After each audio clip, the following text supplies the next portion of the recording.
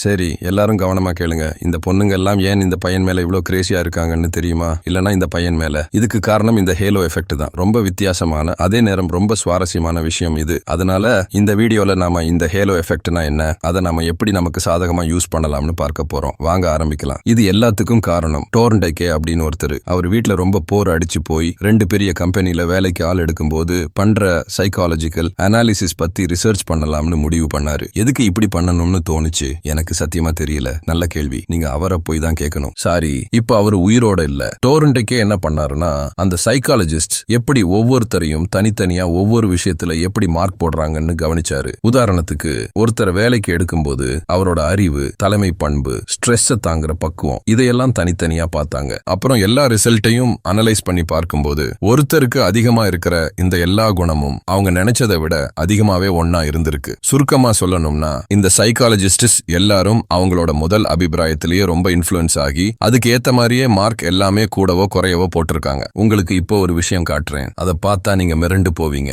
இத பாருங்க. ஒரு வாத்தியாரோட பொதுவான மெரிட் அவரோட புத்திசாலித்தனத்தோட 0.68 அளவு ஒத்து போகுது. அவரோட டிசிப்ளினோட 0.79 அளவுக்கும் அவரோட வாய்ஸோட 0.63 அளவுக்கும் ஒத்து போகுது. ஆனா அவரோட வாய்ஸோட அவரோட புத்திசாலித்தனம் 0.63 அளவு ஒத்து போகுது. வாய்ஸ் தான் அதிகபட்சமா 1 அளவு வரைக்கும் ஒத்து போகும். அப்போ ஒரு வாத்தியாருக்கு எவ்வளோ நல்ல வாய்ஸ் இருக்கோ அவங்க அவ்வளோ புத்திசாலின்னு எல்லாரும் நினைப்பாங்க. மக்களே, இதுதான் ஹேலோ எஃபெக்டோட உச்சக்கட்டம். சுருக்கமா சொல்லணும்னா, இந்த ஹேலோ எஃபெக்ட்ங்கிறது நம்ம ஒருத்தரை பத்தின நம்ம அபிப்பிராயத்துல அவரோட தனிப்பட்ட குணத்தையே மாத்தி பார்க்கிறது. இப்போ நம்ம சுவாரஸ்யமான விஷயத்துக்கு வரலாம். சில ரிசர்ச்சர்ஸ் இந்த ஹேலோ எஃபெக்ட்ல அழகுக்கு என்ன பங்கு இருக்குன்னு ரிசர்ச் பண்ணாங்க. அதுக்காக ஒரு யூனிவர்சிட்டியில படிக்கிற 100 பசங்களோட 100 முகத்தை எடுத்துக்கிட்டாங்க. ஒவ்வொரு முகத்துக்கும் அழகுக்குன்னு ஓரளவு பிக்ஸ் பண்ணாங்க. அப்புறம் 4 பேரை பிடிச்சு ஒவ்வொருத்தருக்கும் ஒவ்வொரு முகத்துல ஒவ்வொரு குணத்தை மதிப்பிட சொன்னாங்க. அதாவது ஒருத்தர் அந்த முகத்தோட அழகை மட்டும் மதிப்பிடுவாரு, இன்னொருத்தர் அந்த முகத்தோட புத்திசாலித்தனத்தை மட்டும் மதிப்பிடுவாரு, இன்னொருத்தர் அவரோட பொறுப்பை மட்டும் மதிப்பிடுவாரு, 4வது நபர் அகாடமிக் பெர்ஃபார்மன்ஸை மட்டும் மதிப்பிடுவாரு. இதையெல்லாம் அந்த 100 பேர் முகத்துக்கும் தனித்தனியா பண்ணாங்க. அதே நேரம் அந்த 100 பேரோட உண்மையான அகாடமிக் மார்க் எடுத்து அவங்களோட உண்மையான அகாடமிக் பெர்ஃபார்மன்ஸை கணக்கு பண்ணாங்க. இப்போ சுவாரஸ்யமான விஷயத்துக்கு வருவோம். எதிர்பார்த்த மாதிரியே அவங்களோட உண்மையான அகாடமிக் பெர்ஃபார்மன்ஸுக்கும் அழகுக்கும் எந்த சம்பந்தமும் இல்ல. ஆனா அவங்க மதிப்பிட்ட அழகுக்கும் அவங்களோட புத்திசாலித்தனம், பொறுப்பு, அகாடமிக் பெர்ஃபார்மன்ஸ், இது எல்லாத்துக்கும் நிறைய சம்பந்தம் இருந்திருக்கு. நீங்க கேட்டது நிஜம்தான். அழகா இருக்கிற பசங்க எல்லாரும் ரொம்ப புத்திசாலி, ரொம்ப பொறுப்பானவங்கன்னு நினைச்சாங்க. அதனால நீங்க எக்ஸாம் ரிசல்ட் வாங்க போகும்போது எவ்வளவு அழகா போக முடியுமோ அவ்வளோ அழகா போங்க. இல்ல நிஜத்துல அவ்வளவு சீரியஸா எடுத்துக்காதீங்க. இல்ல நிஜமாவா? ஆனா இது நிஜமாவே நடந்தாலும் நாம இதை நமக்கு சாதகமா யூஸ் பண்ணலாம். யுவான் ஹாங் யாவ் அப்படிங்கிற ஒருத்தர் இந்த ஹேலோ எஃபெக்ட் எப்படி எல்லாம் யூஸ் பண்ணலாம்னு ரிசர்ச் பண்ணி நிறைய விஷயத்தை கண்டுபிடிச்சிருக்காரு. வாங்க அதை பார்க்கலாம். இந்த ஹேலோ எஃபெக்ட்னால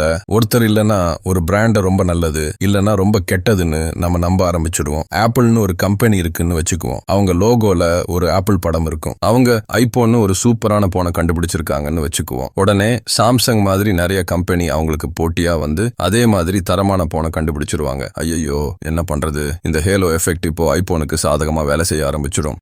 2வது விஷயம், ஏன் ஒரு கம்பெனி அவங்களோட ப்ராடக்ட் விலையை அதிகமாக்குறாங்கன்னா இந்த ஹேலோ எஃபெக்ட்னால தான். மறுபடியும் நம்ம அந்த ஆப்பிள் லோகோ கம்பெனி சூப்பரான போன் பண்ணன உதாரணத்துக்கே வருவோம்.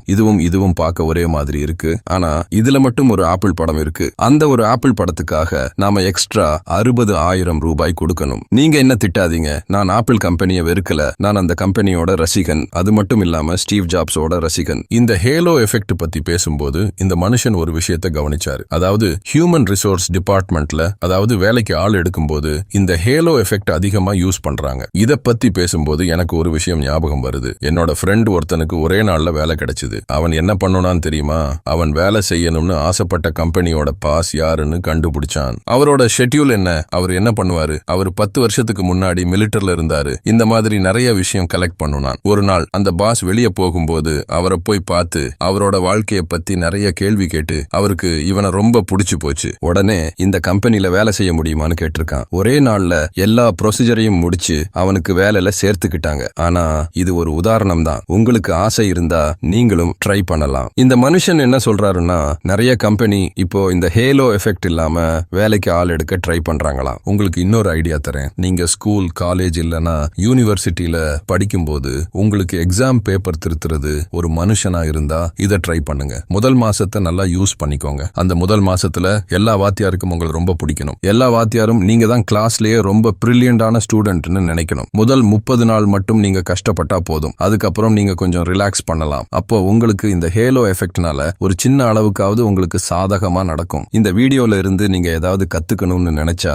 நான் என்ன சொல்லுவேன்னா, முதல் அபிப்பிராயம் தான் ரொம்ப முக்கியம்னு புரிஞ்சுக்கோங்க. ஆனா ரொம்ப முக்கியமா கவனிக்க வேண்டிய விஷயம் என்னன்னா, பொய் சொன்னீங்கன்னா ரொம்ப மோசமான விஷயங்கள் எல்லாம் நடக்கும். ஒரு நல்ல அபிப்பிராயம் உண்டாக்குறதுக்காக நீங்க வேணும்னா கொஞ்சம் பெருசா பண்ணலாம். ஆனா எப்பவுமே பொய் மட்டும் சொல்லாதீங்க. அதுவும் உங்களுக்கு பிடிச்சவங்க கிட்ட பொய் சொல்லவே சொல்லாதீங்க. பொய் சொல்றது எவ்வளவு கெட்ட விஷயம்னு சொல்றதுக்கு ஏதாவது சயின்ஸ் ரிசர்ச் இருந்தா நல்லா இருக்கும். ஆனா அப்படி எதுவும் இல்ல. சயின்ஸ் இல்லாத இந்த விஷயத்துல நாம நம்ம புத்தியை யூஸ் பண்ணி யோசிக்கணும். நான் பொய் சொன்ன எல்லா விஷயமும் கடைசியில கெட்டதுல தான் முடிஞ்சது. அதனால நீங்க வேணும்னா முதல் அபிப்பிராயத்தை நல்லபடியா யூஸ் பண்ணிக்கலாம். ஆனா எப்பவும் உண்மையை மட்டும் பேசுங்க. அடுத்த வீடியோல பார்க்கலாம்.